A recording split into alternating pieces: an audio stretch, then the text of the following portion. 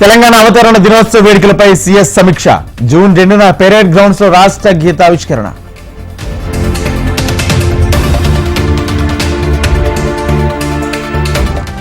BRS ఆధ్వర్యంలో రాష్ట్ర దశాబ్ది ఉత్సవాలు ఘనంగా నిర్వహించాలని పార్టీ అధినేత కేసీఆర్ నిర్ణయం.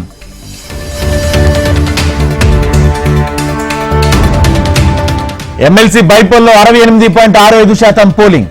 జూన్ 5న ఫలితాలు వెల్లడి.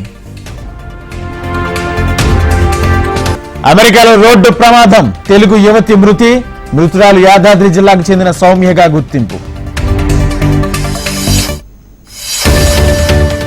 కవిత బెయిల్ పిటిషన్పై విచారణ రేపటికి వాయిదా.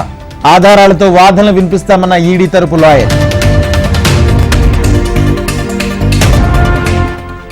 సీఎంకు 19 పేజీల లేఖ రాస్తే ఒక్క ప్రశ్నకే ఉత్తమ్ జవాబిచ్చారు.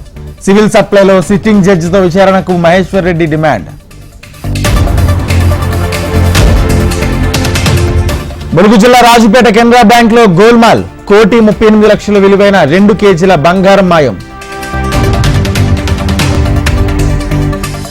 నిజామాబాద్ జిల్లా సాలూరు ఎంఆర్ఓ ఆఫీస్ వద్ద రైతుల ధర్నా. అక్రమ ఇసుకకు ఎంఆర్ఓ పర్మిషన్ ఇచ్చారని ఆరోపణ.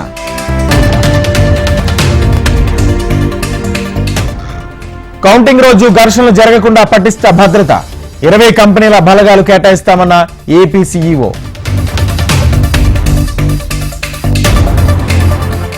కాకినాడ జిల్లా తేటగుంటలో రోడ్డు ప్రమాదం. ఆయిల్ ట్యాంకర్ సిలిండర్లు లారీ ఢీ, యాసిడ్ లీక్.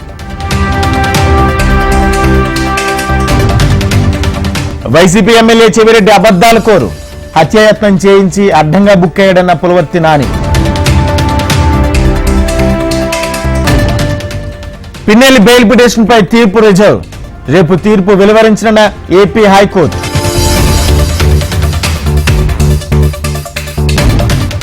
కర్నూలు జిల్లా జొన్నగిరిలో వజ్రాల వేట. రైతు నుంచి 3 వజ్రాలను 10 లక్షలకు కొన్న వ్యాపారి.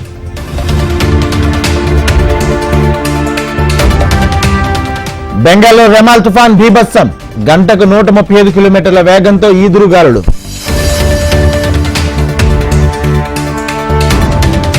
రాజ్కోట్ ఫైర్ యాక్సిడెంట్ ఘటనపై గుజరాత్ హైకోర్టు ఆగ్రహం. చర్యలు చేపడతామన్న యంత్రాంగంపై నమ్మకం లేదని వ్యాఖ్య. మోడీ మళ్లీ ప్రధాని కావడం కష్టమే. అగ్నిపత్తో జవాన్లను అవమానించారన్న రాహుల్.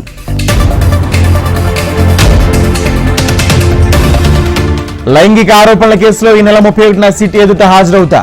రాజకీయ కుట్రలో భాగంగానే తనపై కేసన్న ప్రజ్వల్ రేవణ్ణ.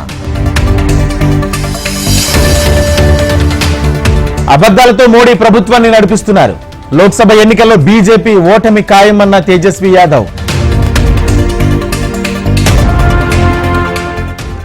వేగంగా ముంబై అహ్మదాబాద్ బుల్లెట్ రైలు ప్రాజెక్ట్. 394 మీటర్ల పొడవైన సొరంగం తవ్వకం పనులు పూర్తి. హెల్త్ టెస్టుల కోసం బెయిల్ మరోవారం పొడిగించాలి. సుప్రీంకోర్టును ఆశ్రయించిన ఢిల్లీ సీఎం కేజ్రీవాల్.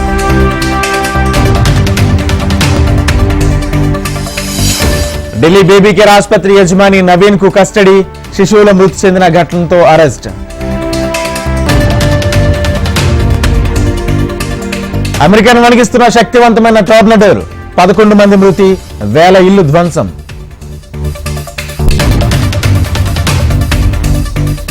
పువావా న్యూగినియాలో 2000 దాటిన మరణాలు. కొండ చర్యలు విరిగిపడి స్థలంలో కొనసాగుతున్న సహాయక చర్యలు.